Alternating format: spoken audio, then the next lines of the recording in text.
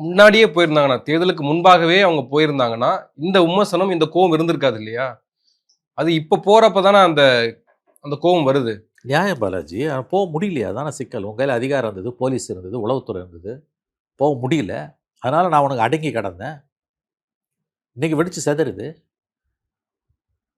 ஒரு உதாரணம் சொல்கிறேன் உனக்கு. நீ ரொம்ப சின்னவன். உனக்கு அந்த இப்போ நீ பிறந்திருக்க மாட்டேன். 77 75 77 எமர்ஜென்சி இருந்தது இல்லையா, அவசர நிலை காலத்தில்.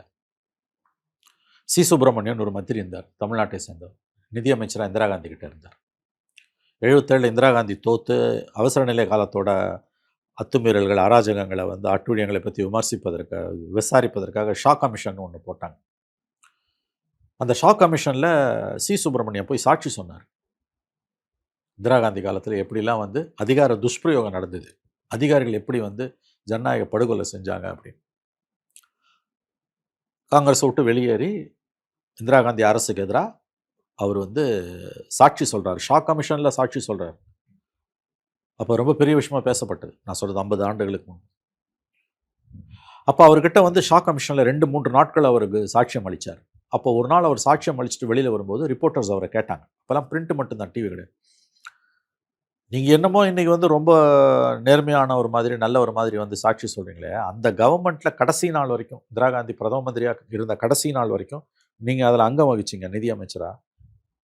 இதெல்லாம் தடுக்கிறதுக்கு நீங்கள் ஒன்றுமே பண்ணல. அன்றைக்கி நீங்கள் கட்சியை விட்டு வெளியில் பேசியிருக்கணும். இன்றைக்கி வரீங்களே அப்படின்னா. அப்போ ஒரு பொறுமையாக பதில் சொன்னார். அவர் சொன்னார், ஒரு ட்ரெயின் 300 கிலோமீட்டர் வேகத்தில் தறிக்கட்டு ஓடிக்கிட்டு இருக்குன்னா நான் அதுலேருந்து குதிக்க முடியாது. ட்ரெயின் நின்னா தான் குதிக்க முடியும். குறைஞ்சபட்சம் ஸ்லோ டவுன் ஆகணும். அதை தான் நான் இப்போ செய்கிறேன். அதனால் ஒரு மிகப்பெரிய ஒரு கிட்டத்தட்ட சர்வாதிகாரத்தன்மை கொண்ட ஒரு அரசு மாநிலத்தை ஆண்டு கொண்டு இருக்கும் பொழுது, வெளியில் தெரியாமல் ஒட்டுமொத்த மீடியாவையும் கட்டுப்பாட்டில் வச்சுக்கிட்டு நெரேட்டிவை கண்ட்ரோல் பண்ணிக்கிட்டு இருக்கும் பொழுது, அன்றைக்கி பேசாதவங்க இன்றைக்கி வெளியில் பேசுகிறாங்க, அல்லது கூட்டணி கட்சிகள் ஒரு மாறுபட்ட நிலை எடுக்கிறாங்கன்னா, நீ ஏன் அன்னைக்கு போல என்று கேட்பது என்னை பொறுத்தவரையில் அது ஒரு தவறான முடிவு. இந்த கூட்டணி கட்சிகளை தக்க வைக்க முடியல ஸ்டாலினால். அதுதான் உண்மை. கருணாநிதி சக்ஸஸ்ஃபுல்லாக ஒரு கூட்டணியாக 2 எலெக்ஷனில் வச்சது கிடையாது. ஒரு எலெக்ஷனில் வச்சிருப்பார், 2வது எலெக்ஷனில் இது பிச்சுக்கும். இவர் 4 எலெக்ஷனில் வச்சிருந்தார். அது மாபெரும் சாதனை, மாற்று கருத்துக்கு இடமில்லை. சூழலும் அந்த மாதிரி இங்கே இருந்தது. 3 எலெக்ஷனில் ஜெயிச்சார், ஒரு எலெக்ஷனில் தோத்துட்டாரு. தோல்வி வெற்றி மாறி மாறி தான் வரும். ஆனால் இந்த 24 மக்களவைத் தேர்தல் வெற்றிக்கு பிறகு அடுத்த 2 ஆண்டுகளில் கூட்டணி கட்சிகளை இவர்கள் நடத்திய விதம் என்பது ஏற்புடையதல்ல. எல்லோருக்கும் அதில் கடுமையான வருத்தம் இருக்குது. இன்றைக்கி அது வெடிச்சு சிதற ஆரம்பிச்சிருக்கு. அவ்வளோதான்.